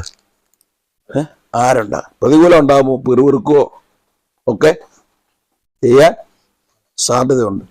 എന്നാലും ദൈവം എന്നെ അങ്ങ് മറന്നു കളഞ്ഞോ? ഞാൻ എത്ര നാളായി പ്രാർത്ഥിക്കുന്നു, എനിക്കൊരു മറുപടി ഇതുവരെ കിട്ടിയില്ല. സ്വതം ഈ എൻ്റെ കർത്താവേ സ്വതം. അങ്ങനെയുള്ളവരെല്ലാം ഹബക്കൂബിന്റെ പ്രവചനം 1 തൊട്ട് 3 വരെ അധ്യായങ്ങൾ അങ്ങ് വായിക്കണം ഒരു 10 പ്രാവശ്യം. എന്താ? പിറുപിറുക്കുന്നവരുണ്ടെങ്കിൽ അങ്ങനെയുള്ളവർക്ക് വായിക്കാൻ പറ്റിയ പുസ്തകം ഏതാ? ഹബക്കൂക്ക് വായിക്കുക. 1 തൊട്ട് 3 വരെ. ഹബക്കൂക്ക് 1-ാം അധ്യായത്തിൽ ഹബക്കൂക്ക് പിറുപിറുപ്പ, 2-ാം അധ്യായത്തിൽ ആവലാതിയാന്ന് പറയുക, 3-ാം അധ്യായത്തിൽ മാനസാന്തരപ്പെട്ട് ശരിയായ പ്രാർത്ഥന വരുന്നു. സ്തോത്രം. അപ്പൊ നമ്മൾ നമ്മളിപ്പോൾ എവിടെ വന്നു? നിലവിളക്കിന്റെ ചോട്ടി വന്നു. നിലവിളക്കിൽ എന്താ ഒഴിക്കുന്നത് പറഞ്ഞ്? ഇടിച്ചെടുത്ത തെളിവുള്ള ഒലിവെണ്ണം ദീപം നിത്യം കത്തിക്കൊണ്ടിരിക്കണം. ദീപം എത്ര ദീപമാണുള്ളത്? 7 ദീപം. പരിശുദ്ധാത്മാവ് എത്ര എണ്ണമുണ്ട്? 7 ആത്മാക്കൾ. 7 ആത്മാക്കൾ ചേർന്ന ഒറ്റ ആത്മാവാണ് പരിശുദ്ധാത്മാവ്, അല്ലേ? ഞാൻ ഇത് നിങ്ങൾ പറഞ്ഞു, പുത്രനെ കുറിച്ച് 7 വിഷയങ്ങൾ ഉണ്ട്, യേശുവിനെ കുറിച്ചും, അല്ലേ? പറഞ്ഞില്ല. യഹോവ ഈരേ 1 പറഞ്ഞോ? 1 യഹോവ ഈരേ, 2 യഹോവ റാഫ പറഞ്ഞോ? ഇല്ല, നിങ്ങൾ എഴുതിക്കോ. യേശു ക്രിസ്തുവിന്റെ 7, പരിശുദ്ധാത്മാവിന്റെ 7 വരുമ്പോൾ ക്രിസ്തുവിന്റെ 7 പൂർണ്ണത. ഈ ക്രിസ്തുവിന്റെ പൂർണ്ണത 7 തെളിവ്. 1 ഉൽപ്പത്തി 22:14.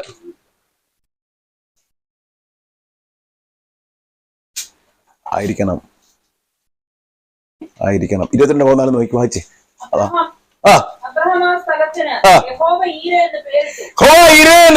അർത്ഥം എന്താ? അവൻ യഹോവയുടെ പർവ്വതത്തിൽ പ്രത്യക്ഷനാകും. എല്ലായിടത്തും പ്രത്യക്ഷനാകത്തില്ല. എല്ലാവരും ഉണ്ടോ? ബാക്കി വായിച്ചോ? എല്ലായിടത്തും കർത്താവ് പ്രത്യക്ഷനാകില്ല കേട്ടോ. 2-3 പേരുടെ നാമത്തിൽ തെറ്റ് കൂടി വരുന്നവരുടെ മധ്യേ. വാക്യം നിങ്ങൾ നോക്കണേ. മത്തായി സുവിശേഷം 18-ാം അധ്യായത്തിന്റെ 19-ാമത്തെ വാക്യം വായിച്ച് 20-ാമത്തെ വാക്യം വായിച്ച് ആ 2 വാക്യം മനപ്പാഠം പഠിക്കണേ. ചിലർ പറയും ഐക്യമത്യപ്പെട്ടെന്ത് യാചിച്ചാലും പറയും. അങ്ങനല്ല. ഭൂമി വെച്ച് നിങ്ങൾ 2 പേർ യാചിക്കുന്ന ഏത് കാര്യത്തിലും ഐക്യമത്യപ്പെട്ടാൽ വിഷയത്തിൽ ഐക്യമത്യപ്പെടണം. അടുത്തത് 2-3 പേര് എന്റെ നാമത്തിൽ കൂടി വരുന്നിടത്തൊക്കെയും ഞാൻ അവരുടെ നടുവിലുണ്ട്. എവിടെ കൂടിയാലും കർത്താവ് വരുമെന്ന് എനിക്ക് വിശ്വാസമില്ല. അപ്പൊ നമ്മളിവിടെ കൂടിയത് ദൈവം അനുഗ്രഹിച്ച, ദൈവം നമുക്ക് തന്ന ഒരിടമായതുകൊണ്ട്. ഇവിടെ നമ്മൾ എവിടെയും കൂടുമോ? കലിക്കാൻ കൂടുമോ നമ്മള്? ഇല്ല. കർത്താവ് എന്താ പറഞ്ഞ നോക്കിയേ? 2-3 പേര് എന്റെ നാമത്തിൽ കൂടി വരണം. നിങ്ങൾ വാക്യം മനപ്പാഠം പഠിക്കണേ. കൂടി വരുന്നിടത്തൊക്കെയും അവരുടെ നടുവിൽ ഞാനുണ്ട്. ആ വാക്യം നോക്കി വായിച്ചേ.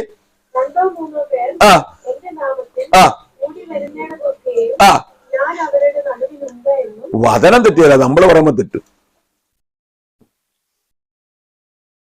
വചനത്തിനകത്ത് ശകലം തെറ്റിയില്ല, കൃത്യതയില്ല. ഇംഗ്ലീഷ് ബൈബിൾ എടുത്ത് വായിച്ചു, അതിനകത്ത് വചനത്തിന് ഒരു തെറ്റുമില്ല. പക്ഷെ ഒത്തിരി പേരും പറയും, അറിയാതെ പറയും, എന്തുവാ എവിടെ കൂടിയാൽ അവിടെ വരും. അങ്ങനല്ല. 2-3 പേര് എന്റെ നാമത്തിൽ കൂടി വരുന്നിടത്തൊക്കെയും ഞാൻ അവരുടെ നടുവിലുണ്ട്. നമ്മളിവിടെ വായിച്ചു യഹോവ ഇരേ, യഹോവയുടെ പർവ്വതത്തിൽ അവൻ പ്രത്യക്ഷനാകും. എവിടെങ്കിലും വരുന്ന ദൈവമല്ല. പിന്നെ യഹോവയുടെ പർവ്വതത്തിൽ. നിങ്ങൾക്ക് ധൈര്യത്തിനൊരു വാക്യം ഞാൻ നിങ്ങൾക്ക് തരാം. 48-ാം സങ്കീർത്തനത്തെ ഇതുമായിട്ട് കണക്ട് ചെയ്യണം. ഏതുമായിട്ടാ? യഹോവ ഇരയുമായിട്ടും കണക്ട് ചെയ്യണം. എന്താ? 48-ാം സങ്കീർത്തനത്തെ എവിടെ കണക്ട് ചെയ്യാൻ പറഞ്ഞേ? 48-ാം സങ്കീർത്തനത്തെ യഹോവ ഇരയുമായിട്ട് എന്ത് ചെയ്യണം? കണക്ട് ചെയ്യണം. എന്നിട്ട് അവിടെ നമ്മൾ കാണുന്നുണ്ട്, ഉത്തരഗിരിയായ യഹോവ വലിയവനും അത്യന്ത സുത്യൻ. അവിടെ പറയുന്നത് അവിടെ അത് 76-ാം സങ്കീർത്തനം. അവിടെ ഒരു പ്രത്യേകതയുണ്ട്. അവിടെ രാജാക്കന്മാർ അത് കണ്ട് ഭയപ്പെട്ടു, അവർക്കവിടെ വിറയിൽ പിടിച്ചു. സ്തോത്രം എന്ന് പറയാണ്. അതുകൊണ്ട് അപ്പൊ ദൈവം ഇറങ്ങി വന്നു കഴിഞ്ഞാൽ നമ്മുടെ ശത്രുക്കൾ വിറയ്ക്കും. യഹോവയുടെ പർവ്വതത്തിലാണ് അവൻ ഇവിടെ ഇറങ്ങി വരും. യഹോവ ഇരേ എന്ന് പറഞ്ഞാൽ ആവശ്യത്തിന്മേൽ ഇറങ്ങി വരുന്ന ദൈവമായിരിക്കുമ്പോൾ തന്നെ വിടുതലിനായിട്ട് ഇറങ്ങി വരുന്ന ദൈവം കൂടെ. അപ്പൊ നിങ്ങൾ അത് 22:14 ഇട്ടിട്ട് യഹോവ ഇരേന്ന് ഇട്ടിട്ട് 42 സംഗീതം നമ്മൾ ഇട്ടു, കുഴപ്പമില്ല. എന്നിട്ട് അടുത്തത് നോക്കണേ, പുറപ്പാട് പുസ്തകം 15-ാം അധ്യായത്തിന്റെ 26-ാമത്തെ വാക്യം. ദൈവമായ യഹോവയുടെ വാക്ക് നീ ശ്രദ്ധയോടെ കേട്ട് അവന് പ്രസാദമുള്ളത് ചെയ്യുകയും അവന്റെ സകല കൽപ്പനകളെ അനുസരിച്ച് അവന്റെ സകല വിധികളും പ്രമാണിക്കുകയും ചെയ്താൽ ഞാൻ ഇസ്രായേലിലേക്ക് വരുത്തിയ വ്യാധികളിൽ ഒന്നും നിനക്ക് വരുത്തുകയില്ല. അടുത്ത ഞാൻ നിന്നെ സൗഖ്യമാക്കുന്ന യഹോവ റാഫ. 1 യഹോവ ഇരേ, 2 യഹോവ റാഫ. ഇവിടെ പുറപ്പാട് 15-26. പുറപ്പാട് 17-15 വായിച്ചേ. പുറപ്പാട് 17-15 വായിച്ചേ. പിന്നെ മോശ യാഗപീഠം പണിതു, അതിന് യഹോവ നിസ്സി, യഹോവയുടെ കൊടി എന്ന് പേരിട്ടു. യുദ്ധം ചെയ്യുമ്പോൾ ജയം തരുന്ന ദൈവം. പൈശാചിയെ നമ്മളോട് യുദ്ധം ചെയ്യുമ്പോൾ നമ്മുടെ ദൈവം ആരായിട്ട് വരും പറഞ്ഞ്? നിസ്സിയായിട്ട് വരും, അല്ലേ? ഇവിടെ പുറപ്പാട് 17-15. ഇനി അടുത്തത് ന്യായാധിപന്മാരുടെ പുസ്തകം 6-24. ന്യായാധിപന്മാരുടെ പുസ്തകം 6 ഞാൻ ഇത്രയും പറയാൻ കാരണം ഇപ്പോ നിലവിളക്കെ വന്നുകൊണ്ട് നമ്മൾ ആ നിലവിളക്കെ കൂടെ സ്തോത്രം.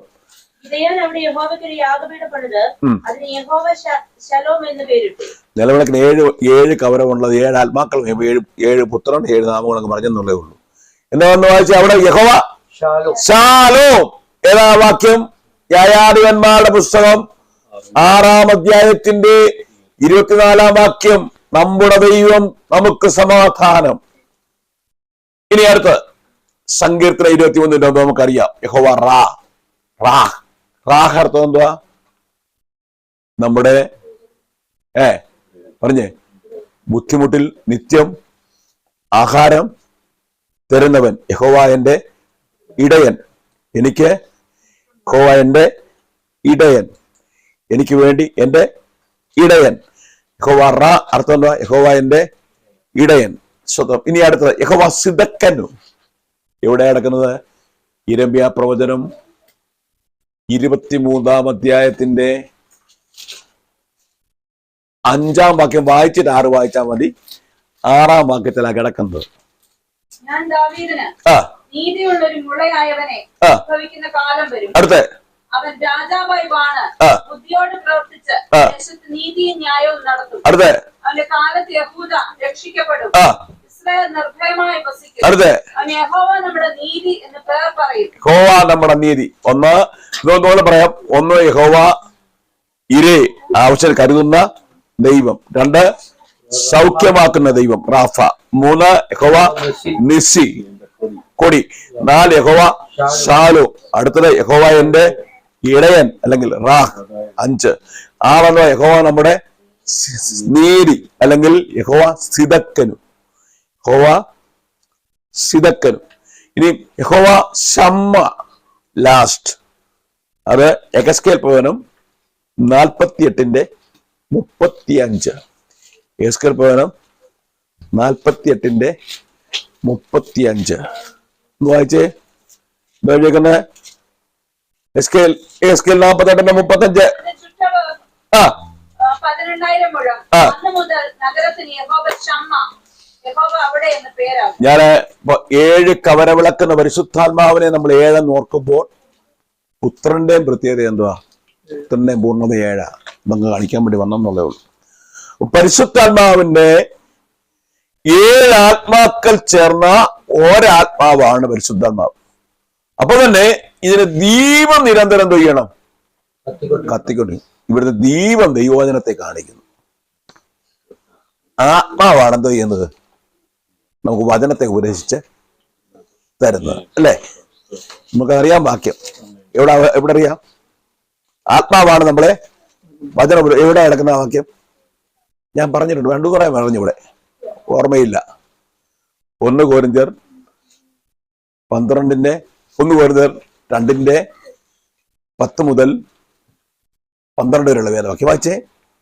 നമുക്ക് ദൈവം ആ തന്റെ ആത്മാവിനാൽ ആ ഉൾപ്പെടുത്തിയിരിക്കുന്നു. അടുത്തത് ആത്മാവ് സകലത്തെയും ആ ദൈവത്തിന്റെ ആഴങ്ങളെയും ആരായുന്നു. അടുത്തത് മനുഷ്യനിലുള്ളത് ആ അവനിലെ മനുഷ്യാത്മാവിനാൽ അല്ലാതെ മനുഷ്യാത്മാവല്ലാതെ മനുഷ്യനിൽ അറിയും. അടുത്തത് അവണ്ണം തന്നെ ആ ദൈവത്തിലുള്ളത് ആ ആത്മാവല്ലാതെ ആരും ഗ്രഹിച്ചിട്ടില്ല. അടുത്തത് നാമോ ആ ലോകത്തിന്റെ ആത്മാവിനെയല്ല ആ ദൈവം നമുക്ക് നൽകിയത് അറിവാനായി ആ ദൈവത്തിൽ നിന്നുള്ളത്. ഞാനത് ഇനി ആ 13-ാം വാക്യം വായിച്ചേ. അത് ഞങ്ങൾ മനുഷ്യനാൽ ഉപദേശിക്കുന്ന വചനങ്ങളാലല്ല ആ ആത്മാവ് ഉപദേശിക്കുന്ന വചനങ്ങളാൽ തന്നെ പ്രസ്താവിച്ചുകൊണ്ട് ആ ആത്മീകന്മാർക്ക് ആ ആത്മീകമായത് തെളിയിക്കും. അപ്പൊ ആത്മാവാണ് വചനത്തെ വെളിപ്പെടുത്തിരുന്നത് അല്ലെ? ശരിയായി വന്നേ. ലൂക്കോസ് 12:36 എന്ന് വായിച്ചേ. ഏതായാലും അതിന് ഫുൾ സ്റ്റോപ്പ് ഇടാം. ലൂക്കോസ് 12:36 വായിച്ചേ. ഇതിനങ്ങ് ഫുൾ സ്റ്റോപ്പ് ഇടാം. ഇത് അവിടെ നിൽക്കാന്ന് കുറച്ചേരം. ആ യജമാനൻ കല്യാണത്തിന് പോയി 36 നിങ്ങളുടെ അര കെട്ടിയും നിങ്ങളുടെ വിളക്ക് എത്രാമത്തെ വാക്യമാണ്? 35. നിങ്ങളുടെ അര കെട്ടിയും ആ വിളക്ക് കത്തിയും കൊണ്ടിരിക്കും. നിങ്ങളുടെ അര കെട്ടിയും വിളക്ക് കത്തിയും കൊണ്ടിരിക്കട്ടെ. അത് ആത്മാവിനെ എന്ത് ചെയ്യാൻ കഴിയത്തുള്ളൂ? നമ്മൾ മുമ്പേ വായിച്ചു, അവന്റെ വായിൽ നിന്ന് പുറപ്പെടുന്ന വചനം. കറക്റ്റാണ്. വായിൽ നിന്ന് പുറപ്പെടുന്ന വചനം നമുക്ക് എങ്ങനെ കിട്ടുന്നത്? പരിശുദ്ധാത്മാവിനാലാണ് നമുക്ക് കിട്ടുന്നത്. ഈ തിരുവചനത്തിന് ഒരു എഡിറ്റർ ഉണ്ട്. വേറെ അറിയാമോ? പരിശുദ്ധാത്മാവ്. ഇവിടെ തെളിവ് വാക്യം ഇവിടെ യെശയ്യാ പ്രവചനം 34:16 കിടക്കുന്നത്. എന്നാ ആ ഒരൊറ്റ വാക്യം ഒരിടത്തേ ഉള്ളൂ, വേറെ ഒന്നുമില്ല. 31,170 വാക്യം ഉണ്ടെങ്കിലും ഇതിനൊരു എഡിറ്ററേ ഉള്ളൂ. ഇതിന്റെ ഒരു എഡിറ്ററേ ഉള്ളൂ. ആ എഡിറ്ററെ പരിചയപ്പെടുത്തുന്ന ഒറ്റ വാക്യത്തില ഇവിടെ. ആ വായിച്ചോ. ആ യഹോവയുടെ പുസ്തകത്തിൽ അന്വേഷിച്ച് വായിച്ചു നോക്കുവിൻ. ആ അവയിൽ ഒന്നും കാണാതിരിക്കുകയില്ല, അടുത്തേ ഒന്നിനും ഇടയില്ലാതിരിക്കുകയില്ല. അവൻ എന്ന് പറഞ്ഞാൽ ഒന്നിനെ തെളിയിക്കാനുള്ള അപ്പുറത്ത് മറ്റേ വാക്യമുണ്ട്, ഇണയുണ്ട്, വാക്യമുണ്ട്. അടുത്തേ അവന്റെ വായിലോ കൽപ്പിച്ചത് അടുത്തേ അവന്റെ ആത്മാവത്രേ അവയെ കൂട്ടിവരുത്തി. വായിന്ന് പുറപ്പെടുന്നു എങ്കിലും പരിശുദ്ധാത്മാവിനാലാണ് പുറപ്പെട്ടു വരുന്നത്. മറക്കല്ലേ? യെശയ്യാപ്രവചനം 34:16. ഈ പരിശുദ്ധാത്മാവാണ് ഈ തിരുവചനത്തിന്റെ. ഞാൻ ഈ കവരവിളക്കെന്ന് പറഞ്ഞ ആത്മാവെന്ന് പറഞ്ഞ ഈ ഒരു വാക്യം നിങ്ങൾക്ക് ഇപ്പം തരാതിരുന്നെങ്കിൽ എന്ത് നഷ്ടമായി പോയി. ഇപ്പൊ ഓർത്തു പോവാ. പെട്ടെന്ന് ആത്മാവ് ആ സമയത്ത് അതിനെ കൊണ്ടുവന്ന് തിരിച്ചു കൊണ്ടുവന്ന് മറിച്ചു കൊണ്ടുവന്നിട്ട് നമ്മളെ ഞാൻ ആ ലൂക്കോസ് സുവിശേഷം 12-ാം അധ്യായത്തിന് 35-ാമത്തെ വാക്യം എടുത്ത് വായിച്ചപ്പോഴാണ് എനിക്ക് പെട്ടെന്ന് ഈ വാക്യത്തെ കുറിച്ചുള്ള ഓർമ്മ വന്നത്. ഒരു വാക്യം കണക്ട് ചെയ്ത് കിടക്കുക. ഏത് വാക്യത്തെയാ? ഒന്നുകൂടെ വായിച്ചേ. ലൂക്കോസ് 12:35 വായിച്ചേ. നിങ്ങളുടെ അര കെട്ടിയും നിങ്ങളുടെ വിളക്ക് കത്തിയും ഇരിക്കട്ടെ. കത്തണ എന്തുകൊണ്ടാണ്? നമ്മൾ ഇടിച്ചെടുത്ത തെളിവുള്ള ഒലിവെണ്ണ, പരിശുദ്ധാത്മാവാകുന്ന എണ്ണ. എന്തോ കത്താന? വചനമെന്ന ദീപം നിരന്തരം കത്തിക്കൊണ്ടിരിക്കാൻ. വചനമെന്ന ദീപം നിരന്തരം കത്തുകയും വേണം. വചനത്തെ ദിനംതോറും ചെയ്യണം. പുതുതായിട്ട് എന്ത് ചെയ്യണം? പ്രാപിക്കുകയും വേണം. എന്ത് ചെയ്യണം? നമ്മളെന്താ ചെയ്യണം പറഞ്ഞേ? ഈ പ്രവചനം എന്ന വാക്കിന് അർത്ഥം എന്താ? പ്രവചനം, പ്രാപിച്ച വചനമാ പ്രവചനം. എന്തോ പ്രാപിച്ച വചന. ഏറ്റവും വലിയ പ്രവചനം എന്താ അറിയാമോ? ഈ ഒരു പ്രവാചകൻ വന്ന്, മകനെ നീനൊക്കെ ഞാനൊന്ന് കാണുന്നതിന് തെറ്റൊന്നുമില്ല, ഞാനും ചിലപ്പോൾ കാണാറുണ്ട്. അമേരിക്കയിലുള്ള വിസ, അതൊരു പ്രവചനം. കറക്റ്റാ. പ്രവചനം കറക്റ്റാ. സാക്ഷാൽ പ്രവചനം അതല്ല. പിന്നെന്തുവാ സാക്ഷാൽ പ്രവചനം? എന്തുവാ? ദൈവ വചനം.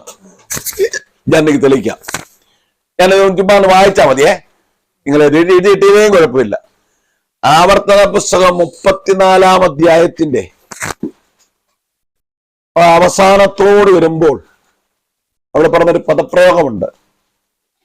മോശയെ പോലൊരു പ്രവാചകൻ ഇസ്രായേലിൽ പിന്നെ ഉണ്ടായിട്ടില്ല. എന്താ? ദൈവം അവനോട് അഭിമുഖമായി സംസാരിച്ചെന്നും വിചാരിച്ചാൽ മോശയെ പോലൊരു പ്രവാചകൻ പിന്നെ ഉണ്ടായിട്ടില്ല. മോശ എന്താ പ്രവചിച്ച്? ദൈവവചനം കൊടുക്കുന്നുള്ളൂ അല്ലേ. പിന്നെ ഒരു കാര്യം പറഞ്ഞു, എന്നെ പോലൊരു പ്രവാചകനെ ഇന്നലെ എടുത്ത് തന്നു, ഇന്നലെ എടുത്തു കൊടുത്തു. എവിടെ നടക്കുന്നത്? ആവർത്തനം 18:15 മുതലുള്ള വാക്യം ഇന്നലെ എടുത്തു കൊടുത്താൽ എന്താ? നിനക്ക് എന്നെ പോലെ പ്രവാചകനെ നിന്റെ മധ്യേ നിന്റെ സഹോദരന്മാരുടെ ഇടയിൽ നിന്ന് എഴുന്നേൽപ്പിക്കുക. അവന്റെ വചനം നിങ്ങൾ കേൾക്കണം. അവന്റെ വചനം കേൾക്കണം. അതായത് അതുവരെയാണ് ഈ വചനമുള്ളത്. ഏത് വചനമുള്ളത്? ന്യായപ്രമാണമുള്ളത്. മോശ അന്നേരം പറഞ്ഞു, ഈ ന്യായപ്രമാണത്തിന് ഒരു കാലദൈർഘ്യമുണ്ട്. ഏതുവരെയാ? എന്നെ പോലൊരു പ്രവാചകൻ വരുമ്പോൾ അന്ന് മുതൽ നിങ്ങൾ എന്ത് ചെയ്യണം? അവന്റെ വചനം കേൾക്കണം. അതുകൊണ്ട് അതിലെ മത്തായി സുവിശേഷത്തിൽ നീ അത് കണക്ട് ചെയ്തായിരുന്നു. മത്തായി സുവിശേഷത്തിൽ കർത്താവ് പറഞ്ഞു, ഞാൻ ന്യായപ്രമാണത്തെ പ്രവാചകനെ നീക്കുവാനല്ല നിവർത്തിപ്പാൻ അത്ര വന്നെന്ന് പറഞ്ഞ് മോശയുടെ പ്രമാണത്തെ എടുത്ത് ഹൃദയത്തിലേക്കാക്കി അല്ലേ. അപ്പൊ ഇന്നലെ ഇല്ലാത്തവരൊക്കെ മെൽവിനുണ്ട്.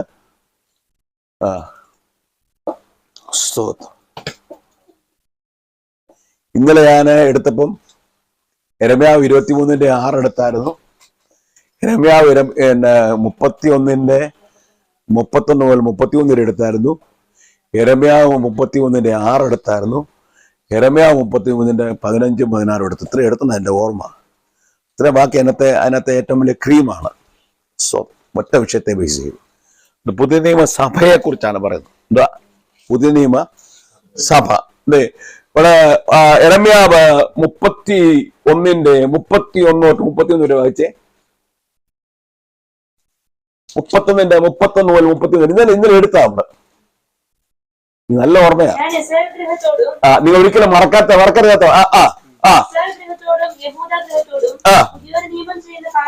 പുതിയൊരു നിയമം ചെയ്ത് നിങ്ങള് ആവർത്തന പുസ്തകം 18-ാം അധ്യായത്തിന്റെ 15 മുതലുള്ള വാക്യം എടുത്തുപോയെങ്കിൽ ഉടനെ നിങ്ങൾ ഓർക്കേണ്ടത് യെരമ്യാ പ്രവചനം 31:31 മുതലുള്ള വാക്യമാ. പുതിയൊരു നിയമം ചെയ്യുന്ന കാലം വരും അന്ന്.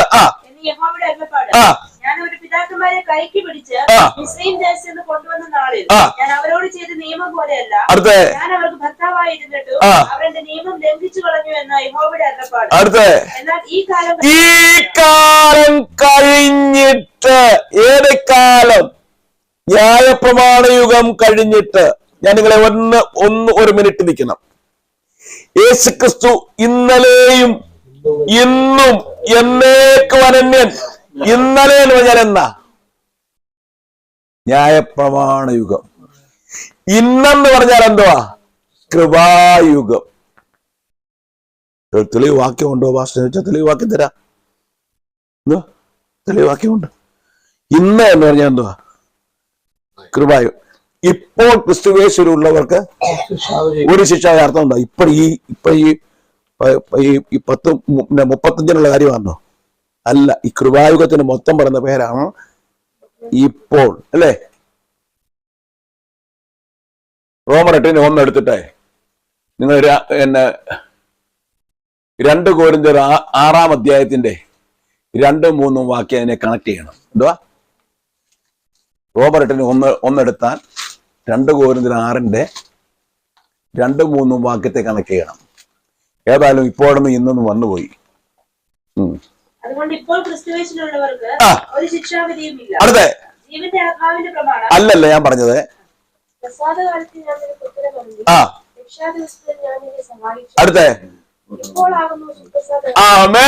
ഇപ്പോഴാകുന്നു സുപ്രസാദ കാലം, ഇപ്പോഴാകുന്നു രക്ഷാദിവസം. കൃപായുഗത്തിന് പറയുന്ന പേരാണ് ഇപ്പോൾ. കൃപായുഗത്തിന് പറയുന്ന പേരാണ് ഇന്ന്. ഇന്നലെ എന്ന് പറഞ്ഞത് ന്യായപ്രമാണ യുഗത്തെ കുറിച്ചാണ് പറയുന്നത്.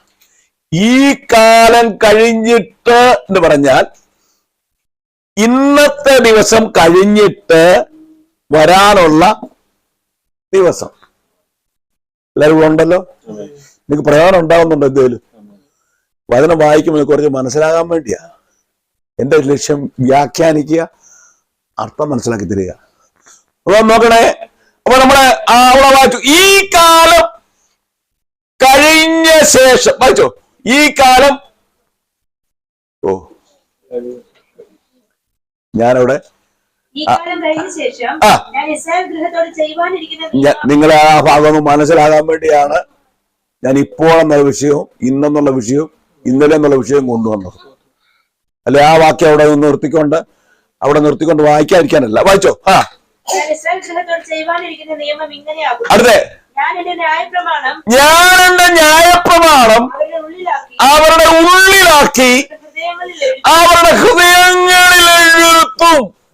യേശു എന്താ പറഞ്ഞേ? പ്രമാണത്തെ ഹൃദയത്തിലേക്ക് എഴുതി. എങ്ങനെ എഴുതി പറഞ്ഞേ? ആത്മാവെന്ന സ്വത്രം ദൈവത്തിന്റെ വജ്രത്തിന്റെ മുന കൊണ്ട് എഴുതി. പരിശുദ്ധാത്മാവിനാലാണ് അത് എഴുതിയത് അല്ലെ? പരിശുദ്ധാത്മാവിനാൽ എഴുതിയത് എന്തിനു വേണ്ടി പറഞ്ഞേ? നമ്മൾ ക്രിസ്തുവിന്റെ സ്വരൂപത്തോടെ അനുരൂപമാകുക. എവിടെ തെളിവ് വാക്യം എവിടെ കിടക്കുന്നത്? 2 കൊരിന്ത്യർ 3-ാം അധ്യായം മുഴുവൻ വായിച്ചാൽ അവിടെ കിടപ്പുണ്ട്. എന്താ? 2 കൊരിന്ത്യർ 3-ാം അധ്യായം 1 തൊട്ട് വായിച്ച് 18-ാം വാക്യം വരെ വായിക്കും, മനസ്സിലാവും.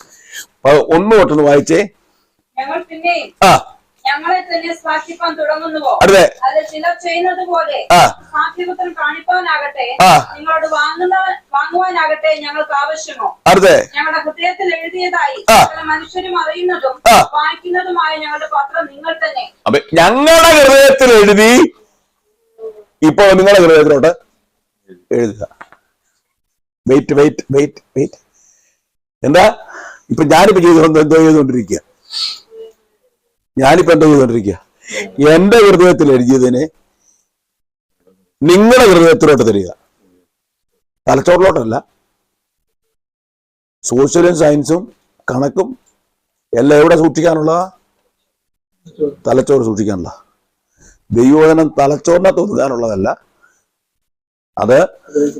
അത് ഹൃദയത്തിൽ എഴുതിയ രക്തത്തിൽ കൂടെ ശരീരത്തെ മുഴുവനും ദേഹി മുഴുവനും കറങ്ങി നിൽക്കാനുള്ള. ദേഹി വേറെ രക്തം. ഇവിടെ ദേഹിയിലാണ് എന്താ കയറി ചെല്ലുന്നത്? ദൈവവചനം.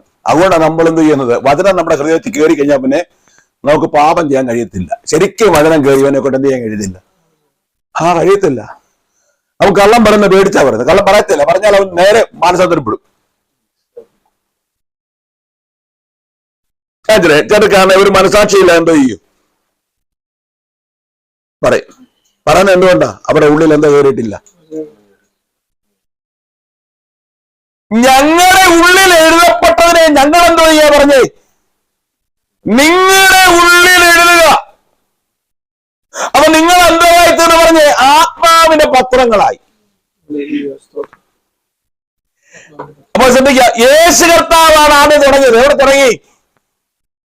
മത്തായി 5-ാം അധ്യായത്തിൽ തുടങ്ങി. 5-ാം അധ്യായത്തിൽ ഭയങ്കര രസമാണ്. ഒന്ന് ഉറങ്ങിക്കുന്ന ആത്മാവിൽ ദരിദ്രരായവർ ഭാഗ്യവാന്മാർ, സ്വർഗരാജ്യവർക്കുള്ള അർത്ഥം എന്ത് ചോദിച്ചാൽ, വചനം ഒരാളുടെ ഹൃദയത്തിൽ കയറണമെങ്കിൽ അവൻ ആദ്യം ആത്മാവിൽ ദരിദ്രനാകണം.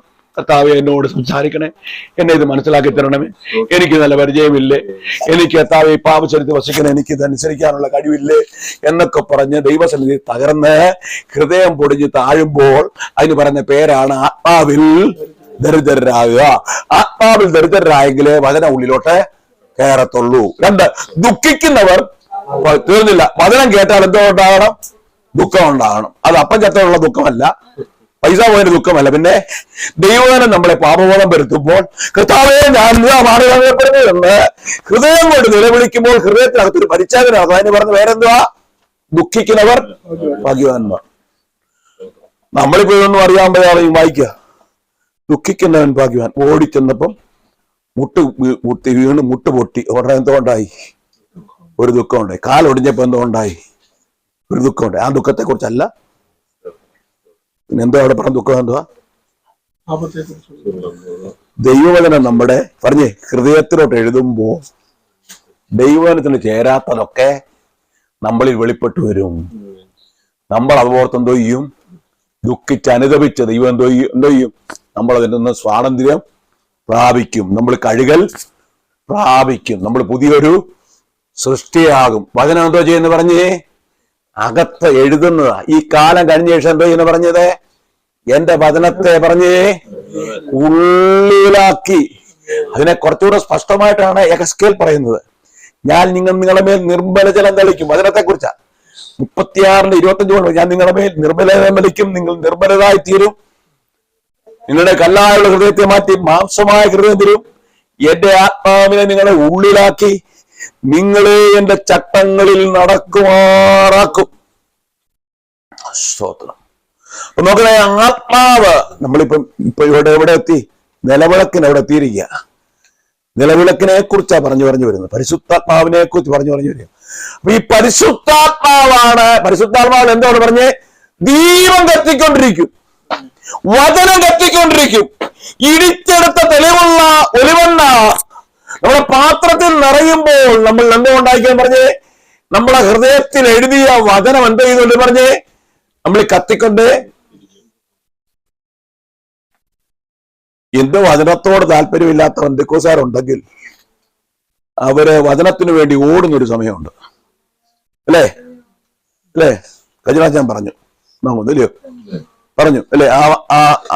ആമോസ് 8:11 വാക്യം പറഞ്ഞു, അപ്പത്തിനായുള്ള വിശപ്പല്ല, വെള്ളത്തിനായുള്ള ദാഹമല്ല, ഓടുന്ന ഓട്ടം. ഇപ്പം അര കെട്ടുക, വിളക്ക് കത്തുക എന്ന് പറഞ്ഞാൽ കേൾക്കത്തില്ല.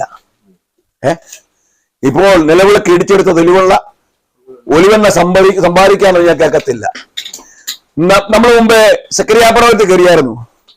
അവിടെ 4-ാം അധ്യായത്തിൽ അതിന്റെ 7 മുതൽ താഴോട്ട് വായിക്കുമ്പോൾ സെക്കരിയാ പർവ്വതത്തിൽ അവിടെ ഒരു 2 ഒലിവ് വൃക്ഷമുണ്ട്. 2 ഒലിവ് വൃക്ഷം. ഈ ഒലിവ് വൃക്ഷം നിരന്തരം എന്ത് ചെയ്തുകൊണ്ടിരിക്കുക? ഈ എണ്ണ ഈ നിലവിളക്കിലേക്ക് ഒഴുക്കിക്കൊണ്ടേ ഇരിക്കുക. എങ്ങനെയുള്ള ഒലിവെണ്ണയാണ്? പൊൻനിറമുള്ള ഒലിവെണ്ണ. എന്തുവാ? തെളിവുള്ളതല്ല, വിശ്വാസത്തിന്റെ ശക്തിയുള്ള. ഞാൻ അധികം നേരം മുമ്പ് വിശ്വാസത്തിന്റെ ശക്തിയുള്ള ഒലിവെണ്ണ ഒഴുക്കിക്കൊണ്ടിരിക്കും. നിങ്ങൾ വീട്ടിൽ പോയി വായിച്ചാൽ മതി. അവിടെ കുറച്ച് വാക്യങ്ങൾ വായിച്ചെങ്കിലേ മനസ്സിലാത്തുള്ളൂ. 4-ാം അധ്യായത്തിന്റെ 7 തൊട്ട് താഴോട്ട് വായിക്കുമ്പോൾ അവിടെ പറയുന്ന 2 ഒലിവൃക്ഷം.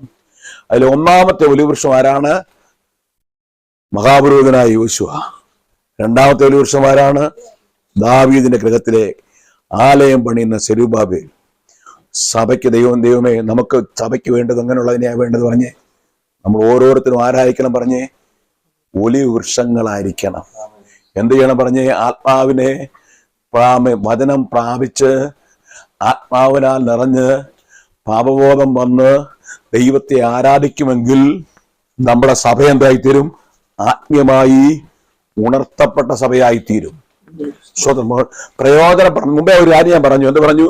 വിശ്വാസം എന്ന് പറയുന്നത് കേവലം രോഗസൗഖ്യം അന്നേരം കിട്ടുന്നത് മാത്രമല്ല, പരിശോധനയിൽ തന്നെ കുറെ കാലം കൂടെ ധീരതയോടെ നിൽക്കാൻ കഴിയുന്നതിന്റെ പറയുന്ന പേരാണ് വലിയ വിശ്വാസം. ചിലർ നമ്മളോട് പറയും, ഓ സഹോദരൻ വിശ്വസിക്കാത്തോണ്ടാ സഹോദരൻ പ്രശ്നം.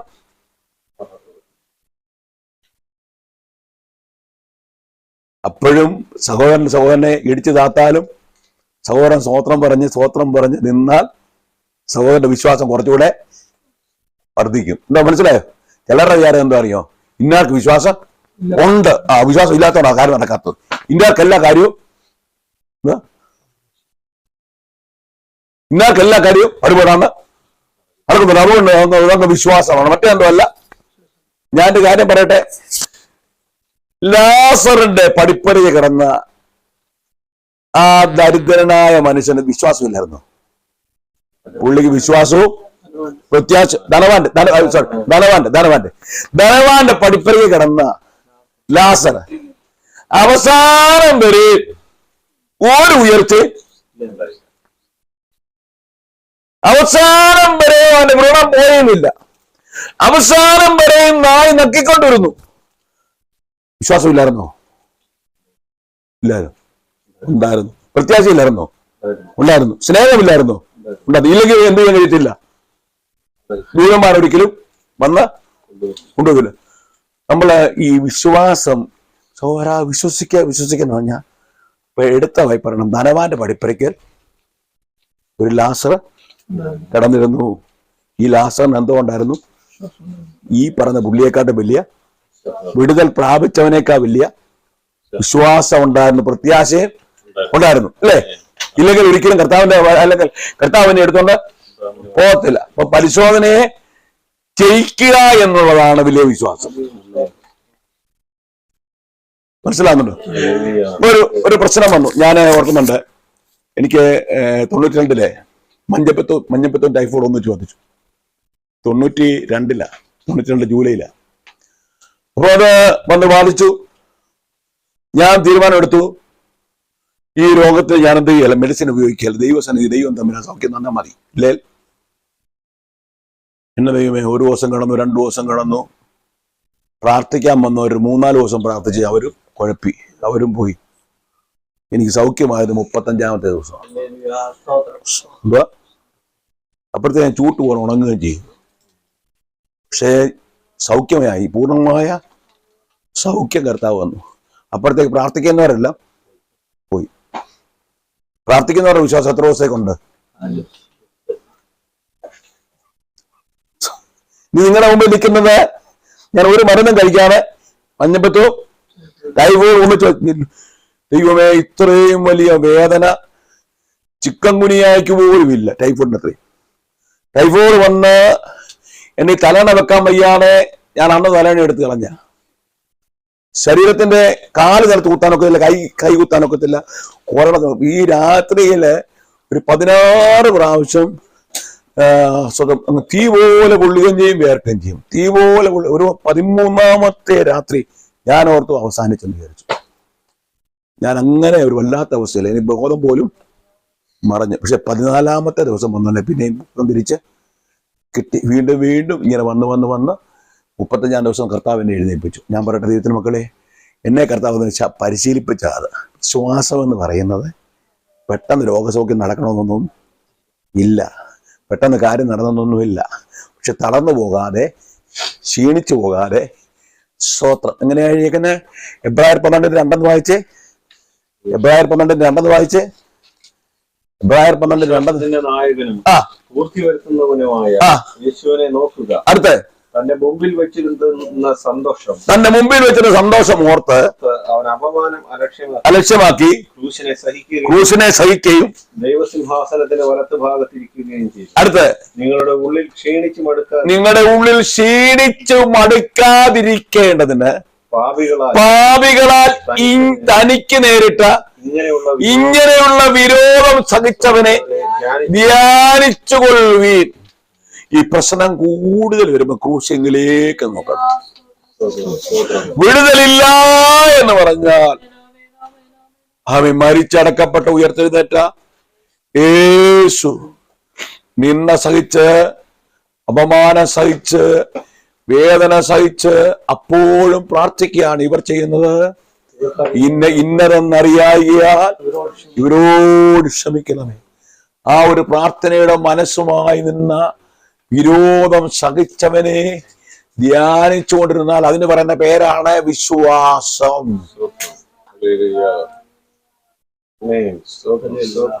ഒക്കുന്നുണ്ടോ? ശരിയായിട്ട് വരുന്നുണ്ടോ? അപ്പൊ നമ്മുടെ നിലവിളക്കിന് എന്താ വേണം പറഞ്ഞേ? ഞാൻ ധൂപപീഠത്തിന് അപ്പുറത്ത് ധൂപപീഠം വന്നു, അപ്പുറത്ത് ധൂപം വന്നു, ഇപ്പുറത്ത് കാഴ്ചപ്പത്തിന്റെ മേശ വന്നു, ഇപ്പൊ നിലവിളക്കും വന്നു. നിലവിളക്ക് എന്താ പറഞ്ഞേ? പ്രശ്നം വന്നാലും പ്രതികൂലം വന്നാലും നിങ്ങളുടെ അര കെട്ടിയും നിങ്ങളുടെ വിളക്ക് കത്തിയും കൊണ്ടിരിക്കണേ. ഏത് പ്രതിസന്ധിയുടെ നടുവിലും ഇടിച്ചെടുത്ത തെളിവുള്ള ഒലിവെണ്ണ നിരന്തരം വിളക്ക് കത്തേണ്ടതിന് സ്വന്തം. നിങ്ങൾ ഒരിക്കലും മറക്കല്ലേ, ലേവ്യ പുസ്തകം 24-ാം അധ്യായത്തിൽ എന്താ പറഞ്ഞത്? നിരന്തരം കത്തേണ്ടതിന് ഇടിച്ചെടുത്ത തെളിവുള്ള ഒലിവെണ്ണ ഏത് കാലത്തും ഏത് സമയത്തും ആ പ്രതികൂലത്തിന്റെ നടുവിലും പ്രശ്നങ്ങളുടെ നടുവിലും എന്ത് ചെയ്തുകൊണ്ടിരിക്കാനും പറഞ്ഞ് ഈ നിലവിളക്ക് എന്ത് ചെയ്യണം? കത്തിക്കൊണ്ടേയിരിക്കണം. യേശു പറഞ്ഞു എന്ത് ചെയ്യണം? നിങ്ങളുടെ അരകെട്ടിയും നിങ്ങളുടെ വിളക്ക് കത്തിയും കൊണ്ടിരിക്കണ ലൂക്കോസ് സുവിശേഷം 12:35 കൊടുത്ത് ആയോട് വായിച്ചേ.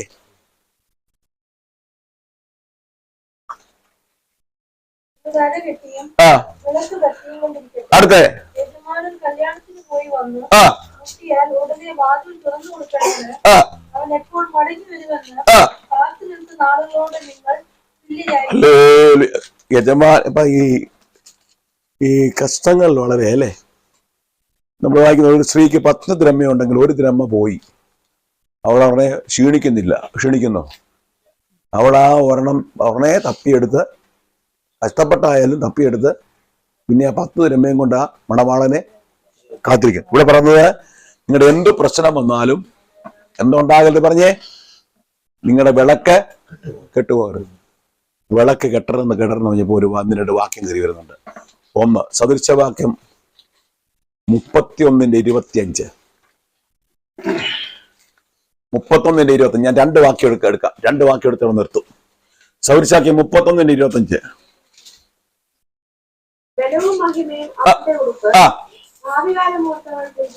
അടുത്ത അതിന് മേളിലുള്ള വാക്യം 24 അവളുടെ വിളക്ക്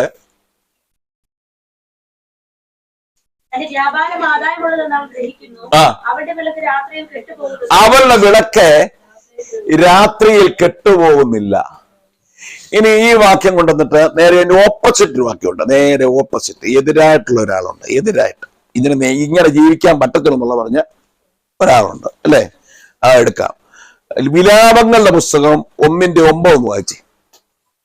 അത് നേരെ എതിരാ. നിങ്ങൾ ഇന്ത്യ വിട്ട് കഴിയാൽ മതി.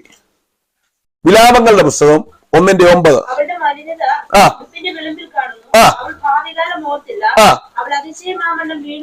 ആമേൻ. അപ്പൊ ഇവിടെ എന്താ ഓർത്തില്ല? ഭാവികാലം ഓർത്തില്ല. മറ്റുള്ള എന്തോ ചെയ്തു? ഭാവികാലം ഓർത്തു. എന്താ ചെയ്തു പറഞ്ഞേ? അവളുടെ വിളക്ക് കെട്ടുപോകാത്ത വിളക്ക്. രാത്രി ആയാലും അവളുടെ വിളക്കെന്തോ ചെയ്യല, കെട്ടുപോകത്തില്ല. ബലവും മഹിമയുമാണ് അവളുടെ ഉടുപ്പ്. അവൾ ഭാവികാലം ഓർത്ത് അവൾ പുഞ്ചിരി തൂകുന്നു. കാരണം എന്താണ്? അവൾക്കറിയാം സ്വതം ഒരു മണവാളൻ വരുന്നുണ്ട്. ഞാൻ സമയത്ത് എന്തോ ചെയ്യും? വന്നിരിക്കും.